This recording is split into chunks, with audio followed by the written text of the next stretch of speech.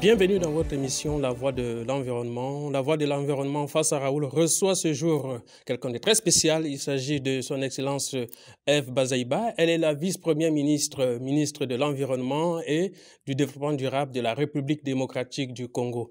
Excellence, bonjour. Bonjour, monsieur le journaliste. Nous sommes ici au Canada et ça bouge et ça tourne. La RDC, la République démocratique du Congo, cristallise toutes les positions pour faire entendre la voix du continent africain. Alors, qu'est-ce qui caractérise juste cette prise de position? Oui, merci beaucoup. Il faut d'abord dire que nous sommes RDC, c'est vrai, mais nous parlons au nom de l'Afrique tout entière et pourquoi pas au nom même des pays en voie de développement. Ici, nous n'avons pas bloqué, mais nous voulons faire respecter tout simplement les règles. Les règles où nous tous nous sommes impliqués depuis 30 ans aujourd'hui. Vous savez que la Convention sur la biodiversité existe depuis 1992. Il y a un certain nombre de dispositions qui devaient absolument être mises en place. Si dans les années passées, on ne pouvait pas les faire, mais nous sommes quand même à la COP 15 et ça fait 30 ans. Et cette COP a eu l'opportunité de se passer. Donc les négociations se sont passées pendant 4 ans parce qu'on n'a pas pu organiser la COP à Kunming comme il fallait en Chine. Maintenant, nous sommes venus au Canada, mais ça nous a donné l'opportunité de négocier. Il y a essentiellement sur 2 choses où nous nous sommes arrêtés. Dans le cadre global mondial sur la biodiversité, il y a des questions importantes comme la procédure. La procédure veut que dans des circonstances comme celle-ci, lorsqu'il s'agit de l'adoption, nous devons aller donc à l'adoption, l'examen des dossiers objectif par objectif, n'est-ce pas, ou comme ils appellent en anglais target by target. Mais on nous a amené à les adopter de manière globale, donc on n'a même pas donné l'opportunité aux États de s'exprimer. C'est pourquoi nous avons soulevé cette exception-là. La deuxième exception que nous avions soulevée, c'est l'article 21. Il y a l'article 20 et 21, bien entendu, en ce qui concerne le mécanisme de financement du cadre global sur la biodiversité, mais aussi le mécanisme de mobilisation des ressources. Alors, que disposent ces 2 articles de la Convention? L'article 20 exige aux États, donc des pays industrialisés, compte tenu de leur responsabilité de la pollution mondiale, et cette pollution qui affecte gravement la biodiversité, il a été noté dans les études que 50% des pertes de biodiversité, et c'est de la responsabilité donc des pays industrialisés à cause de la pollution. Donc il leur est demandé de mettre la main à soutenir, donc à encadrer et à accompagner les pays en voie de développement qui sont à la fois victimes et solutions pour la protection de la biodiversité. Alors, dans l'article 21, il s'agit maintenant des mécanismes. Ce mécanisme-là de financement exige à ce qu'il soit établi, créé un fonds spécifique dédié à la biodiversité. C'est là où nous avons émis des réserves parce que ce que les pays développés nous ont présenté ici, c'est plutôt une fenêtre qu'on a trouvée dans le fonds de facilitation pour l'environnement. Alors on appelle ça GF en anglais et puis FEM en français. Alors, nous leur avons fait savoir ceci. Ces fonds-là, c'est comme une institution internationale. Les États, donc la COP, où les États n'ont pas le contrôle de ces fonds. Alors, et puis l'accès aux fonds de FEM, c'est vraiment très compliqué. Il y a beaucoup d'États comme les nôtres, nous n'avons pas la facilité d'accéder à ces fonds. Et en plus, ce fonds-là est global. Là-dedans, vous trouvez déjà même les fenêtres dont on parle. Il y a les fonds, il est là pour la biodiversité, la désertification, le changement climatique, la lutte contre le réchauffement climatique, la gestion des déchets, l'environnement dans son ensemble, les déchets plastiques, etc. Donc, tout ce qui concerne la globalité de l'environnement, les pollutions, etc., se trouve dans ces fonds. Donc, essayer de créer un fonds dans un fonds, et que nous, les États, donc la COP, on n'a pas un contrôle dedans, ça fait compliqué. Et en plus, l'article 39 de la Convention de 1992 sur la biodiversité stipule clairement que ces fonds-là est intermédiaire et provisoire. Donc, on ne peut pas les transformer en définitif. Il est grand temps aujourd'hui qu'on ne parle plus en termes de reconnaissance, mais plutôt en termes de mise en œuvre. Donc, nous avions insisté tout simplement la mise en œuvre de l'article 21 pour créer un fonds spécifique dédié à la biodiversité. Voilà. Quel regard vous portez sur justement les annonces de financement pour l'atteinte des objectifs 30-30 qui ont été soulevés ici lors de cette COP? Oui, justement, avec ce qui s'est passé aujourd'hui, on voit tout de suite que les ambitions sont revues à la baisse complètement. Les objectifs 30-30, comme la République démocratique du Congo, évidemment, avec d'autres pays, nous disons que nous allons y aller, mais il y a des conditionnalités. Nous sommes là, la volonté est là, mais des conditionnalités, justement, c'est des fonds. C'est la spécificité de ces fonds-là qui devaient nous aider à atteindre donc des objectifs, à atteindre ces ambitions des 30-30. Parce que, par exemple, le pays comme le nôtre, la République démocratique du Congo, au sein du bassin du Congo, nous sommes une réponse basée sur la nature pour lutter contre le réchauffement climatique, avec le bassin du Congo qui a à lui seul 268 millions d'hectares de forêts tropicales humides. La RDC en a plus de 60%, environ 155 millions. Nous avons 10% des réserves mondiales des eaux douces et 59% des eaux douces en Afrique. Et nous sommes classés 5e mondial de par notre biodiversité, rien que la RDC. Et si on y ajoute plus de 100 000 hectares de tourbières que nous partageons avec la République sœur du Congo, eh bien, vous allez voir que le pays comme le nôtre, nous avons droit à une attention particulière. Nous avons droit à avoir des fonds nécessaires, proportionnels au service que nous rendons à l'humanité et au service qui nous est demandé de plus de sacrifices pour non seulement la préservation de cette biodiversité et tout l'environnement dans son ensemble, mais aussi sa protection. Donc, il nous faut des moyens nécessaires pour renforcer notre capacité d'action. J'ai des projets, par exemple, en République démocratique du Congo, où le parc de Virunga, qui est devenu aujourd'hui sanctuaire des terroristes et des groupes armés incontrôlés, malheureusement soutenus par le pays voisin, le Rwanda, on ne cessera jamais de les nommer. Alors, nous devons aujourd'hui extirper tous ces groupes armés. Il faut des moyens pour mettre des gardes. Non seulement on lutte contre les braconniers, mais aussi les terroristes. Nous devons, par exemple, sécuriser ces parcs comme ça se fait partout ailleurs. On érige des clôtures, des parcs pour que les individus, donc les animaux, ne transgressent pas d'une frontière à une autre sans contrôle. Parce que là, nous sommes en train de perdre en termes de pertes d'écotourisme. Déjà, je vous ai dit que les conflits armés est une aussi cause de destruction de la biodiversité. Donc, tel que c'est décidé, c'est vrai, le cadre global a été adopté, mais la République démocratique du Congo a émis des réserves claires et nous avons demandé que ces réserves soient mentionnées dans les rapports finaux de la COP 15 et nous demeurons ouverts donc à des prochaines négociations jusqu'à la tenue de la COP 16. Et je pense que j'ai le devoir de remercier tous les pays d'Afrique, de l'Asie et de l'Amérique, essentiellement l'Amérique du Sud, qui nous ont soutenus dans cette démarche. Si aujourd'hui, nous n'avons pas obtenu totalement ce que nous voulions, eh bien, nous savons que beaucoup d'autres pays vont nous rejoindre parce que c'est tout simplement l'engagement que nous avons pris. Nous devons avoir le sens du respect de nos engagements. Il y a une convention qui existe et nous devons avoir l'habitude de respecter non seulement des procédures, mais aussi certaines dispositions de ces conventions. Excellent. D'une COP à une autre, nous sortons de Sharm el-Sheikh où s'est déroulée la 27e conférence des parties sur le changement climatique. La RDC a été également porte-voix de l'Afrique pendant ces négociations. Alors, de façon globale, quel bilan vous vous êtes fait de cette... Oui, le bilan de la COP27, il faut reconnaître quand même que nous avons fait un effort pour faire parler non seulement des pays les moins avancés, non seulement les pays africains, mais aussi surtout les bassins du Congo. Vous savez, le rôle que joue la République démocratique du Congo aujourd'hui est tout à fait naturel.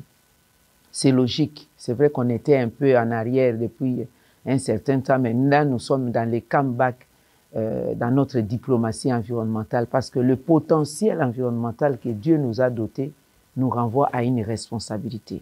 Quand nous disons nous sommes un pays solution face à la crise climatique, nous devons donc assumer cette responsabilité, non seulement pour protéger notre peuple, protéger cet environnement, mais aussi protéger l'humanité tout entière. Les enjeux de la COP 27, d'abord, c'était une COP africaine et il était tout à fait normal que nous faisons peser le poids de l'Afrique, pas seulement comme victime, mais aussi l'Afrique qui donne la réponse en dehors des forêts qui absorbent, des forêts plutôt qui absorbent et séquestrent les pollutions, mais il y a aussi les minéraux stratégiques, les ressources dont nous disposons, qui amènent aujourd'hui le monde à quitter les procédés polluants à des procédés non polluants. Et par exemple, dans l'industrie de l'automobile, la fabrication des véhicules électriques, on a besoin des coltans, des nobium, des lithium, des cobalt, etc. Tous ces minéraux se trouvent en République démocratique du Congo. Et en matière d'électricité aussi, quitter l'énergie polluante à l'énergie non polluante, nous avons la possibilité de la construction des mini-centrales hydroélectriques à part Inga qui peut donner 400 000 mégawatts à l'humanité, donc à travers la desserte en électricité, même des différents pays africains. Donc la RDC a un grand rôle à jouer dans le monde.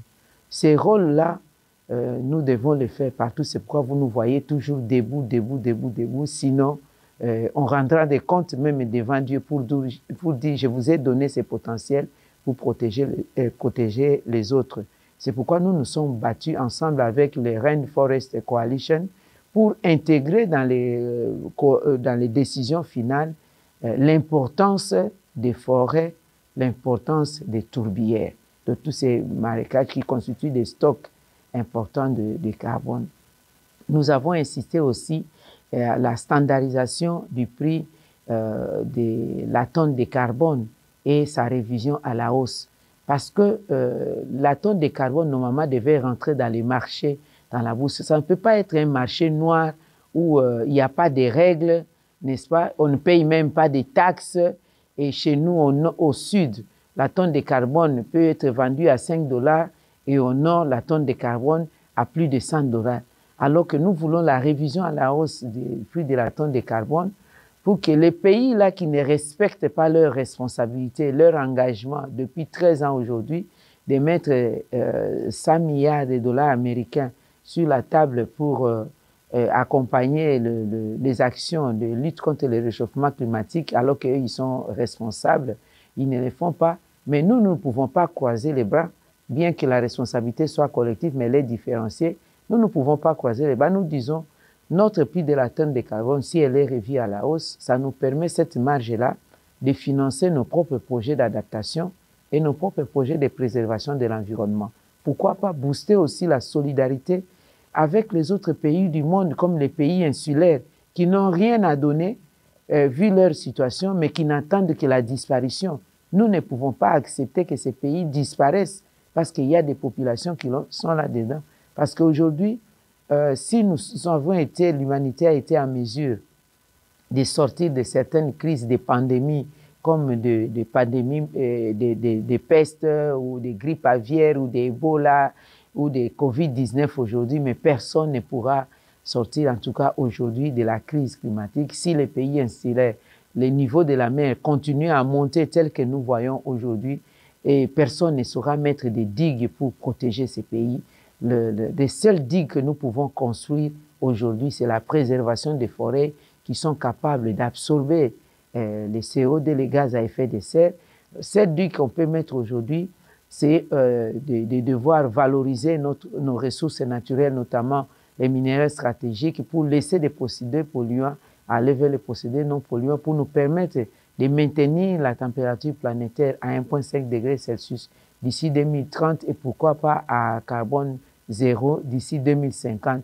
C'est la seule solution que nous avons à apporter à ces pays et aussi à des pays où le désert s'élargit, il y a des assèchements de l'eau. C'est vrai qu'il y a comment on dit, des projets alternatifs comme le cas du Sahel par exemple. Ils n'ont pas besoin de solliciter le transfèrement des eaux de la rivière Ubangui vers le lac Tchad parce qu'on risque de créer un déséquilibre des écosystèmes, trouver une solution en créant un problème de l'autre côté dans le bassin du Congo. C'est tout simplement des projets alternatifs qu'on doit leur donner, renforcer la muraille verte pour créer des écosystèmes hydriques, donner les pluies et renflouer le lac Tchad ainsi que d'autres espaces désertiques et aussi canaliser ces eaux de pluie dans le sens de garder pour les bétails, pour l'irrigation de la culture, etc. Donc nous avons beaucoup de choses, nous, la République démocratique du Congo, au vu du potentiel que nous avons. Et puis nous sommes là à partir de notre chef de l'État, notre Premier ministre, le gouvernement dans son ensemble, la société civile dans son ensemble. En tout cas, la République démocratique du Congo, du plus petit au plus grand, nous sommes conscients que la RDC, c'est un pays solution face aux enjeux du climat et nous nous mettons à ça. Mais, il faut la compensation, il faut la prise en compte des personnes qui préservent ces forêts. C'est vrai que les partenaires européens, des pays pollueurs nous disent, mais vous voulez qu'on vous donne la compensation au service de vos forêts. Qu'avez-vous fait pour avoir ces forêts? Eh bien, on n'a rien fait pour avoir les forêts. Dieu nous les a dotées, nos ancêtres nous les ont léguées, c'est vrai, mais nous en sommes propriétaires. Les droits de propriété existent. Nous sommes ceux à qui vous demandez de les garder. Les droits des gardiens aussi existent. Nous sommes ceux à qui vous demandez de les préserver et ceux qui préservent, ceux qui gardent, on doit avoir une vie décente, on doit avoir aussi la possibilité de créer des activités alternatives pour la préservation de ces forêts. Voilà, en gros, il y a plein de choses à dire sur l'environnement et j'ai vraiment de la joie et je suis là-dedans, je suis souvent très fier, tout simplement parce que personne n'a créé l'eau, personne n'a créé le vent, l'air, les forêts et tout le reste, le minerai, c'est Dieu. Donc, je suis Ève, je suis dans le jardin d'Éden en train de gérer donc l'environnement. Excellence, on a fait un constat, c'est-à-dire que les pays développés ont justement du mal à respecter les annonces de financement depuis pratiquement 2009, Copenhague.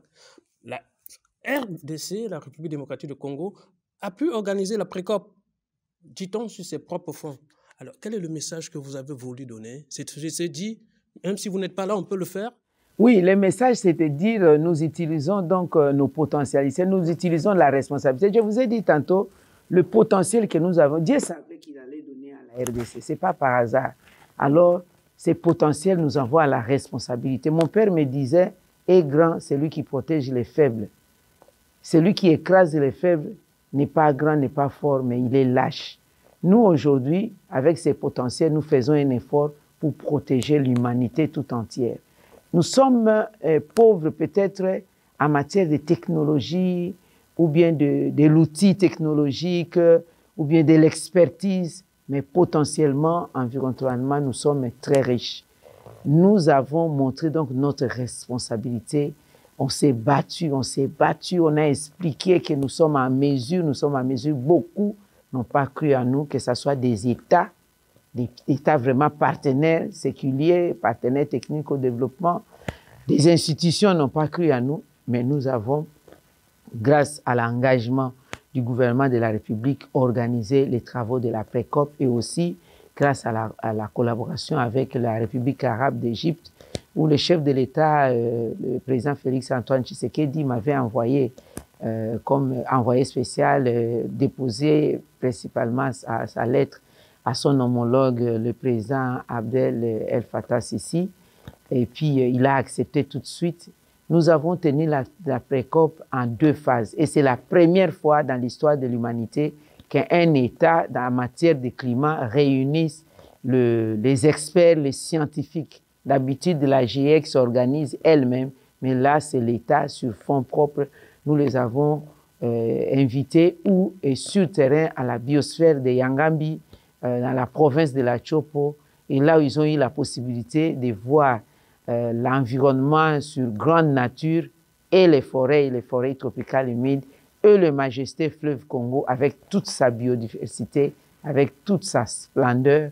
Et nous avions eu plus de 109 experts scientifiques qui sont venus parce qu'il y a eu l'opportunité de la tour à flux qui est là-bas, qui note, qui fait le monitoring, la quantification donc des capacités de séquestration de nos forêts, du bassin du Congo. Voilà. Et ils sont venus, ils ont vu la tour à flux. Et la tour à flux, je vous ai dit, c'est un projet de l'Union européenne avec l'appui de la Belgique. Ça nous prouve aujourd'hui que le bassin du Congo est en voie d'être appelé aujourd'hui premier poumon du monde parce que la teneur de la capacité de séquestration des pollutions est à 1,7%, alors que le bassin de l'Amazonie, nous le regrettons, est en dégradation et à 1,4% de séquestration. C'est pourquoi nous avons même travaillé ensemble. On a signé un MOU entre le Brésil, la RDC et l'Indonésie pour travailler ensemble. Vous nous avez vu même aujourd'hui à Montréal comment nous prenons des décisions ensemble, nous négocions, nous nous consultons mutuellement. Donc le rôle de cet MOU que nous avons signé, c'est que d'abord nous devons nous battre pour restaurer le bassin de l'Amazonie qui est un poumon très important du monde, préserver les bassins du Congo, préserver les bassins de l'Indonésie, et aussi nous battre dans des projets de la coopération sud-sud pour la transformation locale de nos ressources naturelles, parce que nous ne pouvons plus nous permettre d'exporter en brut nos ressources naturelles. Nous perdons énormément. Nous devons leur donner la plus-value localement pour que nous-mêmes nous y accédons, nous créons de l'emploi, nous créons le développement, parce que comme vous le savez, moi-même, je ne suis pas seulement en charge de l'environnement, mais aussi des développements durables. Nous avons des défis de développement durable, un rapport réel, pas en termes de consommation extérieure, mais en termes de l'impact positif sur la population, les rapports que nous devons présenter à l'humanité d'ici 2030 sur les 17 objectifs de développement durable. Là, avec les autres partenaires comme le Brésil, l'Indonésie et nous, c'est l'objectif 17 des partenariats gagnant-gagnant qui nous caractérise actuellement. Dans ces mêmes ordres d'idées, nous avons signé aussi des accords avec les États-Unis lorsque nous parlons de l'exploitation, la transformation plutôt locale de nos ressources naturelles. Bon, il y a des pays qui se soulèvent un peu pour avoir peur. Vous êtes le pays solution aujourd'hui, il y a des procédés que vous voulez utiliser, peut-être que ça va polluer l'environnement. Nous disons non. Nous, à l'instar des autres pays du monde, nous allons respecter les standards internationaux en matière de protection de l'environnement. Et les États-Unis disent travailler ensemble avec nous dans ces domaines. Nous avons signé et on a signé encore un autre accord entre la Zambie et la République démocratique du Congo où nous mettons ensemble. Nous avons déjà commencé l'installation de l'usine de la fabrication des batteries avec les produits lithium des batteries de véhicules électriques, et les États-Unis sont venus se joindre à nous pour la réalisation de ces projets qui a déjà démarré, qui est en cours. Voilà un peu ce que nous sommes en train de faire pour le moment. Nous avons été un peu en retard depuis un certain nombre de temps. Nous marchons là à bouchée double pour rattraper certaines positions. Nous pensons que ça va aller. Merci, Excellence, pour cet entretien très riche en termes de contenu, et nous osons penser que vous ouvrez là une voie pour le continent africain afin qu'elle puisse se prendre en main et de penser autrement. Merci beaucoup. C'est moi qui vous remercie pour tout le travail que vous êtes en train d'abattre, surtout dans le cadre de la Comifac, pour rendre visible l'action des Comifac à travers vos publications, à travers vos émissions. Et je salue les auditeurs du monde entier qui me suivent, et un petit coucou aux auditeurs du bassin du Congo, des Comifac. Merci sincèrement.